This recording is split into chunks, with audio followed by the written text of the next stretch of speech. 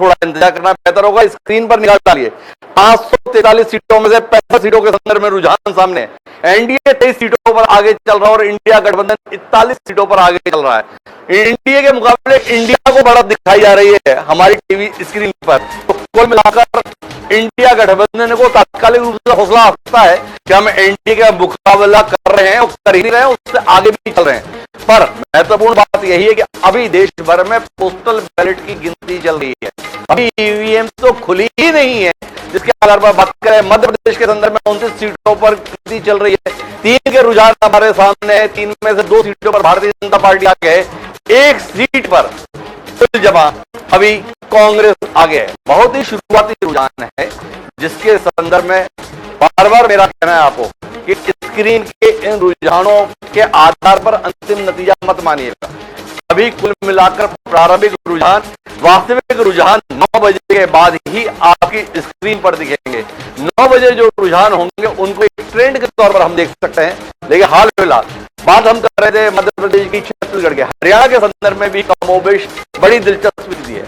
हरियाणा में जब हुड्डा जी मुख्यमंत्री के तौर पर मौजूद थे तब 2014 के चुनाव के संदर्भ में भारतीय जनता पार्टी 9 सीटें जीत पाने में कामयाब रही थी। एक तरफ दीपेंद्र हुड्डा रोहतक से जीत पाने में कामयाब रहे थे।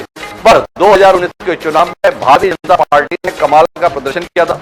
मनोहर लाल खट्टर मुख्यमंत्री के तौर पर मौजूद थे। उनकी अगुवाई में हुए चुनाव के समय परिणाम ऐसा आया कि दीपेंद्र हुड्डा भी रोहतक से चुनाव हार गए, और वो भी किससे?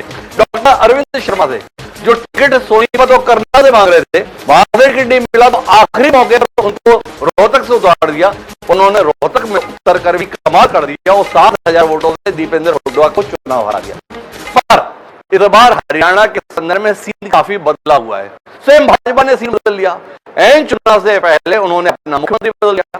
मनोहर लाल खट्टर जैसे मंजे हुए कार्यकर्ता को, संघ के प्रचारक को हटा दिया मुख्यमंत्री के पद से और नायब सैनी को मुख्यमंत्री बना दिया। नायब सैनी दोहरे दायित्व में है, प्रदेश अध्यक्ष भी और मुख्यमंत्री भी।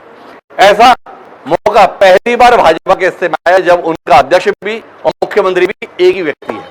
उसके साथ मैदान में गए। कई बाहर से लाए हुए लोगों को मैदान में उतार दिया। नवीन जिंदल पार्टी में आए, आधे घंटे बाद उम्मीदवार हो गए कुरुक्षेत्र से। रणजीत चौटाला निर्दलीय चुनाव जीते हुए थे, पार्टी में लाए गए, मैदान में उतार दिए गए। तो क्या इन प्रयोगों के बाद भारतीय जनता पार्टी 2019 का प्रदर्शन दोहरा पाने में कामयाब रहेगी? जिन मनोहर लाल खट्टर को 9.5 साल मुख्यमंत्री बने रहने के बाद इस बार करनाल लोकसभा क्षेत्र से मैदान में उतार दिया गया है, क्या यह परिवर्तन जनता को रास आएगा?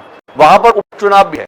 नायब सैनी जो पहले सांसद थे उनको विधानसभा का उपचुनाव लड़ा जा रहा है। करनाल से लड़ाया जा रहा है। उस करनाल से लड़ाया जा रहा है जहां से मनोहर लाल खट्टर विधायक हुआ करते थे।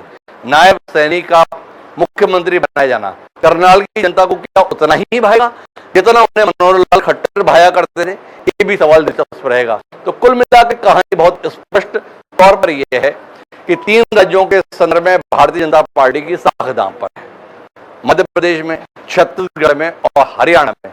क्योंकि एक तरफा जीत 2014 और 2019 में भाजपा को इन राज्यों में मिली है।